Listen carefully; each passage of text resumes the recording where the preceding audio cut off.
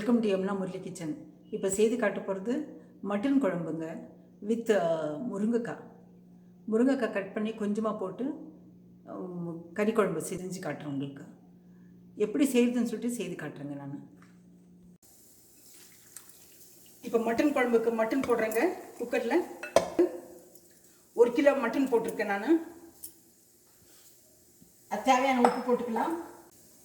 பாருங்கள், இது பத்தாது, இனி கொஞ்சம் போடலாம். மஞ்சள் தூள் போடலாம். மஞ்சள் தூள் ஒரு 1/2 ஸ்பூன் போட்டுக்குங்க. பாருங்கள், தண்ணி ஊற்றிட்டு மட்டனில் தண்ணி விடும். கொஞ்சம் கொழுப்பு போட்டிருக்கு. கொழுப்பு இருந்தால் தான் நல்லாயிருக்கும், குழம்பு நல்லாயிருக்கும். இது மூடி போட்டு மூடிடலாம். இது நல்லா வேகணுங்க. இது ஒரு 4 விசில் விடலாம், இல்லைன்னா 3 விசில் விடலாம். கூட முருங்கைக்காய் போட்டு குழம்பு செஞ்சு காட்டுறேங்க. நான் கறி குழம்பு வித் முருங்கைக்காய். இது லிவர் சூப்பு போட்டுட்ருக்குங்க.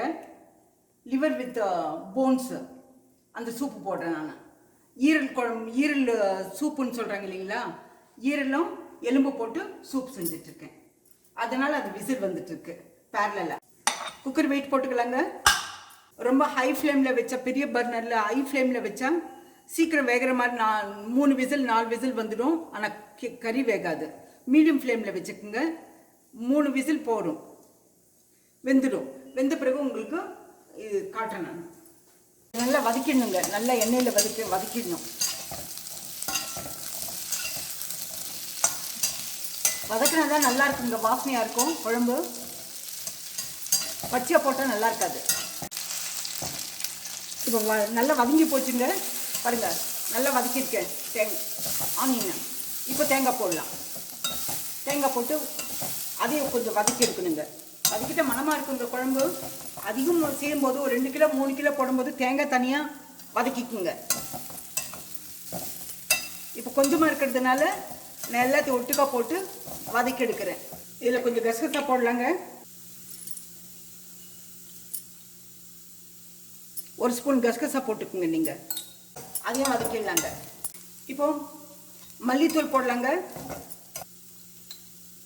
மல்லித்தூள் 1 ஸ்பூன், 2 குழம்புக்குனால கொஞ்சம் அதிகமாக போடலாங்க. 3 ஸ்பூன் போட்டிருக்கேன் நான்.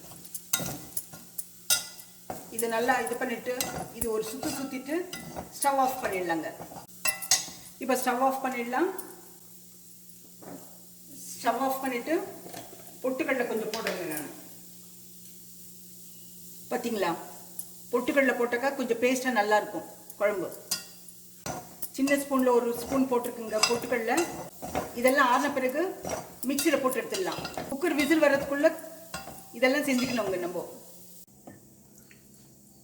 பாருங்கள், இந்த சோம்பு, பட்டை, கிராம்பு ஒரு 6-7 வச்சுருக்கேன். கொஞ்சம் கொத்தமல்லி தழை கொஞ்சமாக போட்டிருக்கேன். இதெல்லாம் மிக்சியில் போட்டு வதக்கின வெங்காயத்தெல்லாம் போட்டு மிக்சியில் போட்டு மிக்சி போடலாங்க.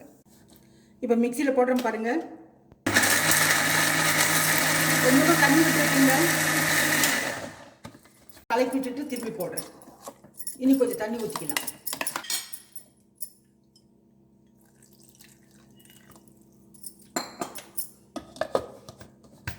அப்புறமா தக்காளி பழம் போடுறேங்க. எதுவுமே ரொம்ப நைஸாக இருந்தால் குழம்பு ஆகிடுங்க. இது போதும். இப்போ தக்காளி பழம் போடுறேன். 1 பழம் கட் பண்ணி வச்சுருக்கேன். பாருங்க, ஒரே பழம் போருங்க. இதை எடுத்து ஊற்றிடலாங்க. இப்போ ஓப்பன் பண்ணி பார்க்கலாங்க. பார்த்தீங்களா, இந்த மாதிரி நல்லா வெந்திருக்கு. வெந்ததை இறக்கிடலாம். இப்போ ஸ்டவ் ஆன் பண்ணிக்கலாம். இந்த பாத்திரத்தை வச்சிடலாம். தாளிக்கிறதுக்கு எண்ணெய் ஊற்றிக்கலாங்க.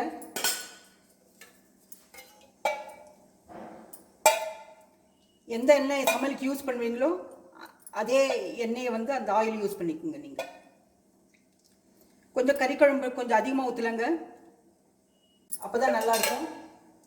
எண்ணெய் காஞ்சதை பட்டை போடலாம், பிரியாணி தழை போடலாங்க.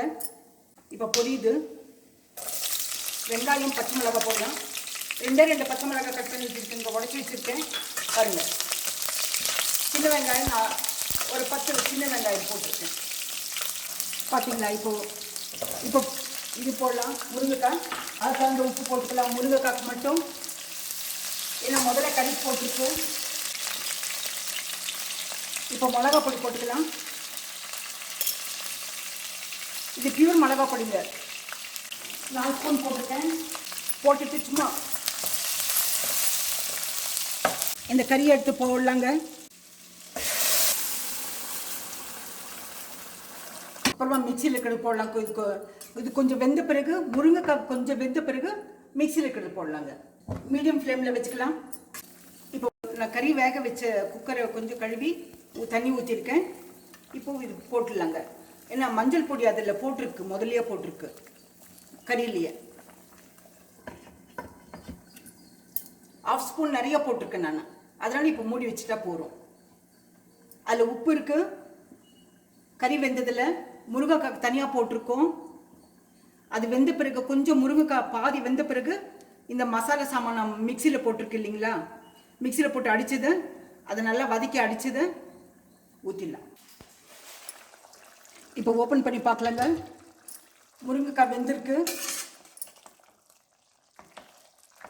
ரொம்ப வெந்தாக்க எல்லாம் பிஞ்சு பிஞ்சு போகுங்க. முருங்கைக்காய் கறியை விட கம்மியாக போடணுங்க. அப்போ தான் முருங்கைக்காய் டேஸ்ட் இருக்கும், கறி டேஸ்ட் இருக்கும், முருங்கைக்காய் வாசனை இருக்கும்.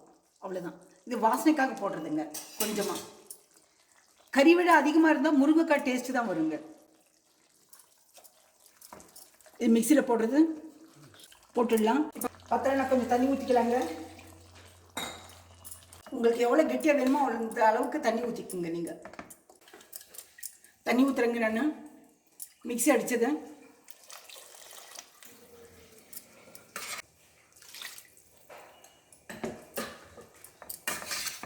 இது ஒரு கொதி வச்சா போடுங்க.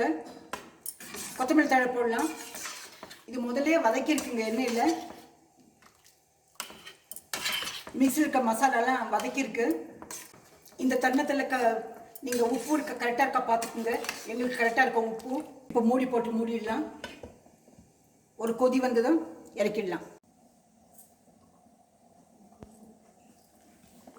இப்போ கொதிச்சதை பார்க்குறேங்க. நல்லா கொதிச்சிருக்கு. இப்போ இதில் கொஞ்சம் பெப்பர் பவுடர் போடுங்க. வாசனை இருக்கும், டேஸ்ட் இருக்கும்.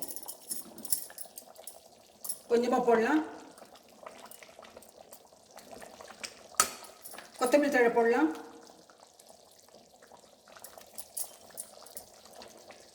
கட் பண்ணி வச்சுருக்கேன். ஃபுட் பாய்சன் ஆகாமல் இருக்கிறதுக்கு நல்லெண்ணெய் ஊற்றுருங்க. சும்மா சின்ன ஸ்பூனில் 2 ஸ்பூன் போதும். ஸ்டவ் ஆஃப் பண்ணிடலாம். ஸ்டவ் ஆஃப் பண்ணிவிட்டு தேவையான அளவுக்கு நீங்கள் எடுத்து பாத்திரத்தில் எது சர்வ் பண்ணுறீங்களோ அந்த பாத்திரத்தில் ஷிஃப்ட் பண்ணிக்கோங்க, ஊற்றிக்கலாம். இந்த ரெசிபி பிடிச்சிருந்த கறி குழம்பு முருங்கைக்காய் போட்டது பிடிச்சிருந்தா லைக் பண்ணுங்கள், ஷேர் பண்ணுங்கள், சப்ஸ்கிரைப் பண்ணுங்கள், கமெண்ட் பண்ணுங்கள், மறக்காமல் பெல் பட்டன் ப்ரெஸ் பண்ணுங்கள். அடுத்த ரெசிபியில் பார்க்கலாம்.